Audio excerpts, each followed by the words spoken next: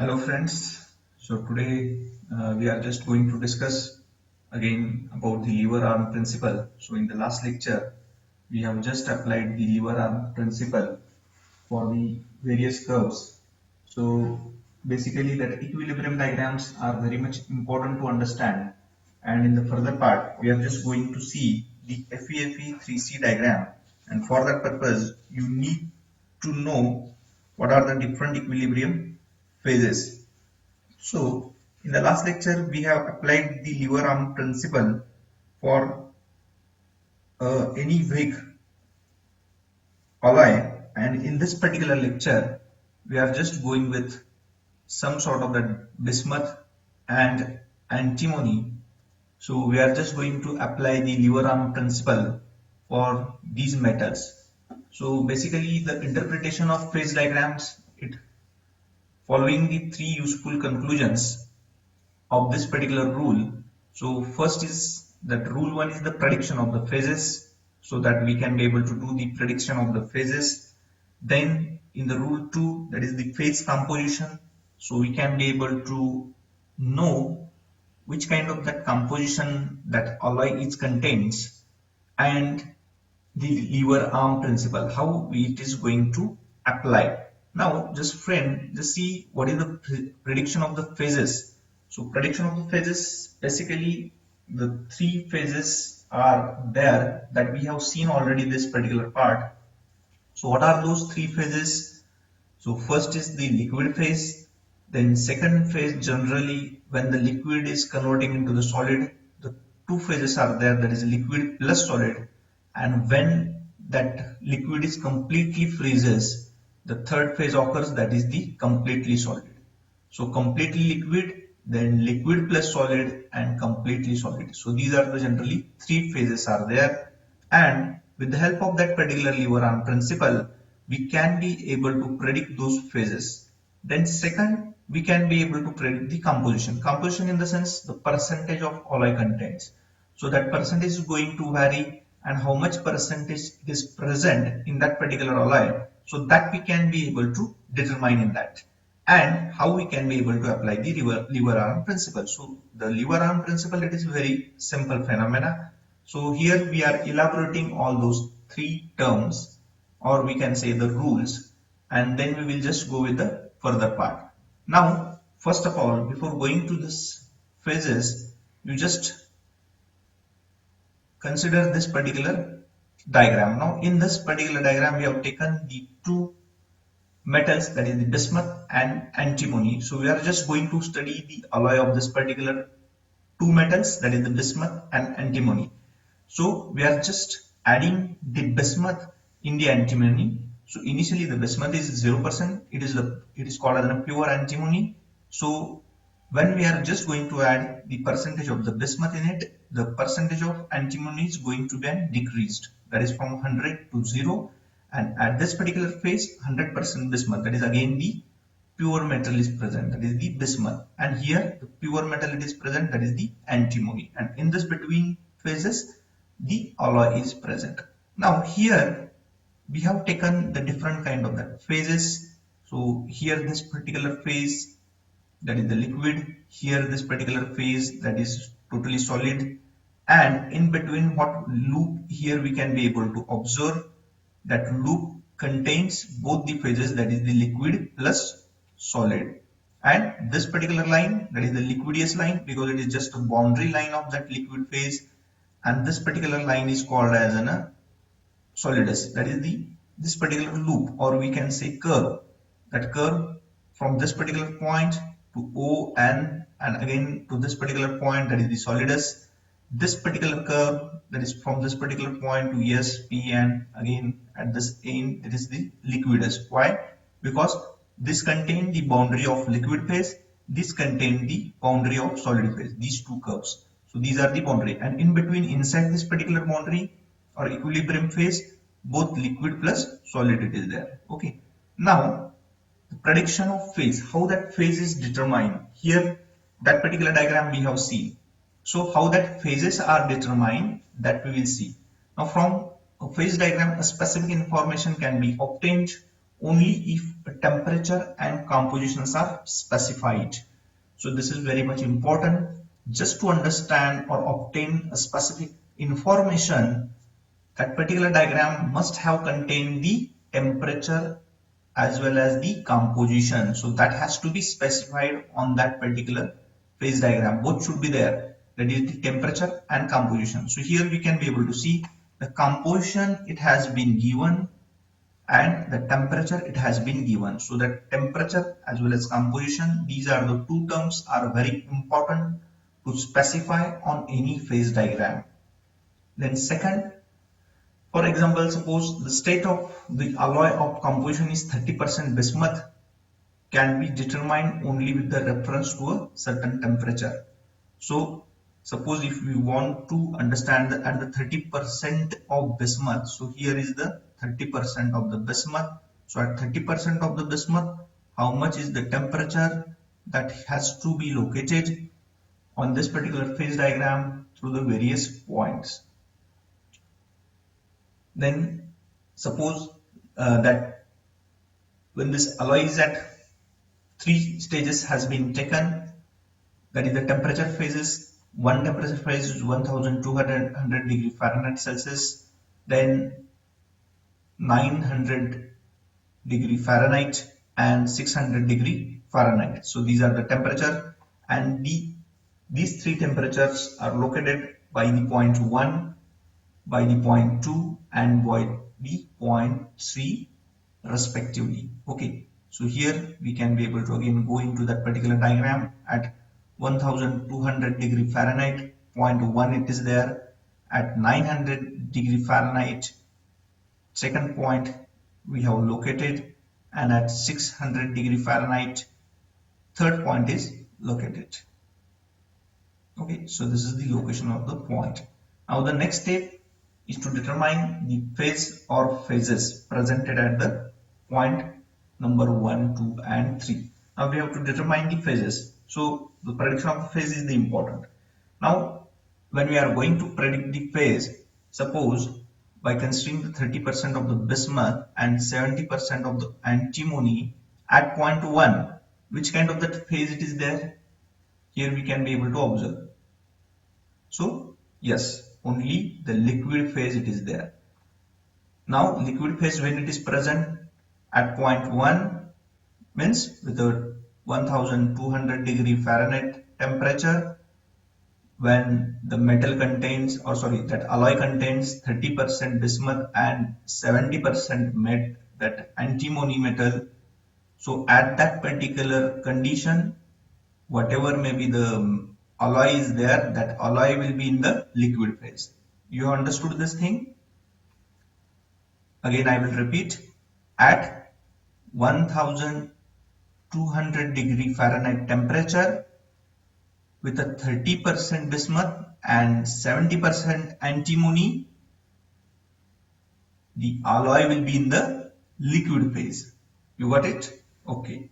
Now similarly at point 2, that is with the 900 degree Fahrenheit temperature, okay, at 900 degree temperature means we have located with this point 2.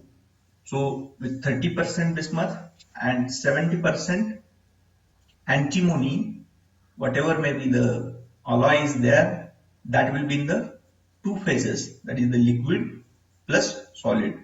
So the composition and with the temperature we can be able to determine the phases of that particular alloy. So composition, that is 30% bismuth and 70% antimony with 1200 degree Celsius temperature, the alloy will be in the liquid phase. With the same composition at 900 degree Fahrenheit, that particular alloy will be in the liquid plus solid phase, and with the same composition, that is the 30% and 70%, at a 600 degree Fahrenheit, the alloy will be in the solid phase. So these are the three phases, that is the liquid, liquid plus solid and solid. So these are the three phases which is determined with the help of temperature, okay, with the same composition. Similarly, you can be able to do the practice with another compositions. So suppose if you have taken the 40-60 composition, you can be able to determine the phases of it with a different temperature. Similarly for 60-40, so at 60-40 the liquid phase will be of at 900 degree Celsius temperature it will be ends. So similarly with the different kind of that composition, and you can be able to determine the phases at various temperatures. Okay, so I hope you have understood this. Now the phase composition, which is very much important. Now to find out the composition of phases which are stable at a given temperature, say suppose 900 degree Fahrenheit, draw a horizontal line. So at 900 degree temperature, basically this is more stable, we can be able to observe, and we have drawn at 900 degree temperature, we have drawn one horizontal line, that is OP, line OP. Okay, so here we need to determine the composition. So at OP, here we can be able to see the phase constant, that is from O to P, the liquid plus solid state it is present. So it will be a present from here, that approximate point is taken, it is in between 10 and 20. So by the locator or by the graph, we can be able to say the percentage correctly on it. So suppose if it is the 40% of bismuth, so remaining is the antimony. So how much it will be? A 86%. So this phase contains liquid plus solid at 900 degree temperature, that 900 degree Fahrenheit temperature. So from 1486 to 62 50, sorry, 40 38, I think it will be a 38, 62 38. So 62 is the bismuth and 38 will be the antimony. So from 14 to 62% of bismuth and 86 to 38% of antimony, the phase will be only single phase, that is the liquid plus solid. So that just whatever may be the solidification, that process will be started in this. So these are the phase determination. Okay, so the projection of intersection of the isothermal line with the solidus and liquidus respectively give the composition of the solid and liquid which coexist in equilibrium at the temperature. Now the liquid phase, that is point P, has composition roughly 62% of bismuth. Now just consider the liquid phase. So at liquid phase at point P on this particular line with a 62% of bismuth, okay, 62% of the bismuth, whatever may be the phase is present, that is the liquid phase with a point T, and solid phase with a point O has composition roughly 14% bismuth. So here that solid phase, it will be just started below this line, everything will be solid. Above this particular line, everything will be a liquid. So at point T, the bismuth percentage is 62%. So when in the antimony at 900 degree Fahrenheit temperature, when the 62% bismuth is present with the 900 degree Fahrenheit temperature, the alloy will be in the liquid phase. So this is the phase determination. And when the bismuth is of only 14% with the same temperature in that particular alloy, so at point O, everything will be in the solid phase. So that solidification will be started. So this is just a prediction of the phase composition with the different temperatures. Now the lever arm principle. So that particular principle we have seen with the big figures. This is, here we are just going to see the lever arm principle for the bismuth and antimony. So besides indicating the number of phases and phase composition, the phase diagram also tells the proportion of coexisting phases at any given temperature. So to determine the relative amount of two phases, erect an ordinate at a point, say 30% of the bismuth. We have erected one ordinate system on this. on the composition scale, which gives the total or overall composition of the alloy. Now here how the liquid and solid phase has been determined, just we will discuss on this. Now the intersection of this composition vertical, that is AL, this will be the vertical intersection, and given isothermal line OP. So this OP line will be the isothermal line. So it is given at point M is the fulcrum of simple lever system. So here we can be able to see OM and MP are the two lever arms, OM and MP. So this particular intersection line we have drawn, and this is the thermal line we have drawn. So isothermal line OP we have drawn, and this is the intersection line. So OM and MP, these are the two lever arms. Okay. Now we are going to apply the lever arm principle. Now the relative length of the lever arms multiplied by the amount of phase present must be balanced. So the phase multiplication that is going to balance this particular two lever arms. Now the amount of given phase multiplied, the amount of given phase, whatever may be the percentage, is multiplied by its lever arm is equal to the amount of other phase multiplied by its other lever arm. This is called as a lever rule. So whatever may be the amount of percentage, that has to be multiplied by the another arm. Okay, so this is just a simple lever arm and divided by whatever may be the total length. So that is, this we have seen in the last lecture. Only just for the recalling purpose I am just explaining this part again. And now how we are going to predict the phases at different location, that we will see. Now it can also be seen that the proportion of solid corresponds to the length of the segment adjacent to the liquid line, whereas the fraction of the liquid corresponds to the length of the segment adjacent to the solid line.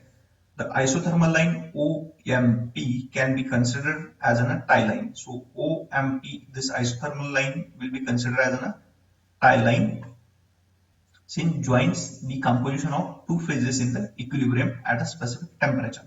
So this will be join the two different phases in the equilibrium at a specific temperature. Now how the mathematical we are going to calculate. Now the amount of solid phase.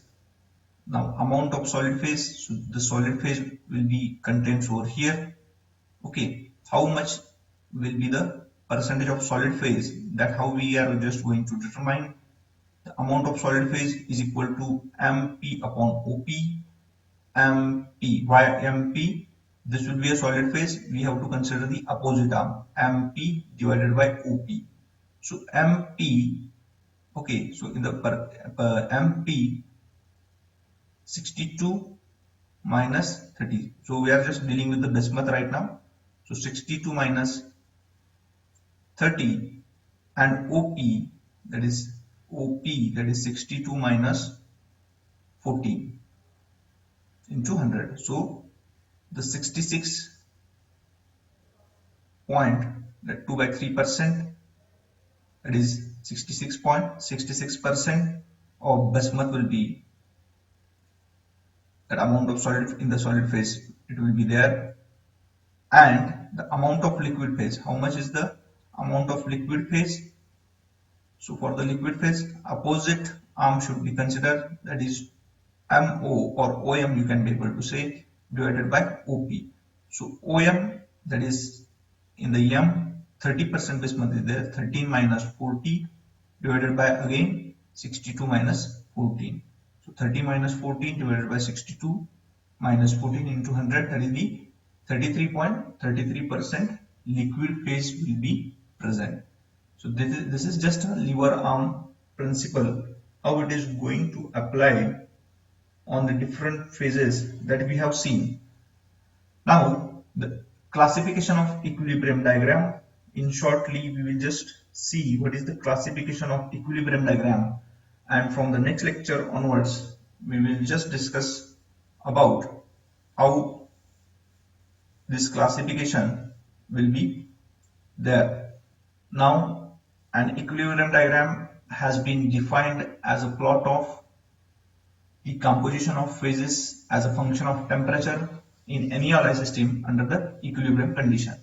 So the equilibrium diagrams may be classified according to the relation of the components in the liquid and solid state as follows. So basically the components, when it is completely soluble in the liquid state, the four stages are there. When it is completely soluble in the liquid state, it might be a completely soluble in the solid state. So this particular phase, it is called as when both are basically completely soluble. So isomorphous system, basically it is called an isomorphous system. Then when it is completely soluble in the liquid state, might be it is partially soluble in the solid state, might be it is completely insoluble in the solid state, and the paractic reaction. So this will be going to see in detail in the further part of the lectures. Now second stage, when it is partially soluble in the liquid state, might be it is completely soluble in the solid state and partially soluble in the solid state. So these two conditions might be there. And when the component is completely insoluble in the liquid state, might be it is completely insoluble in the solid state. So a study of these diagrams will illustrate the basic principle which may be applied to understood and interpret the more complex alloy system. So in the further part of the lectures, we are just dealing with all those things, how those different phases are there and how it is going to apply. So I hope you have understood this particular lecture thoroughly, and in the next lecture we are just going to cover all these things. Thank you very much for the patience listening.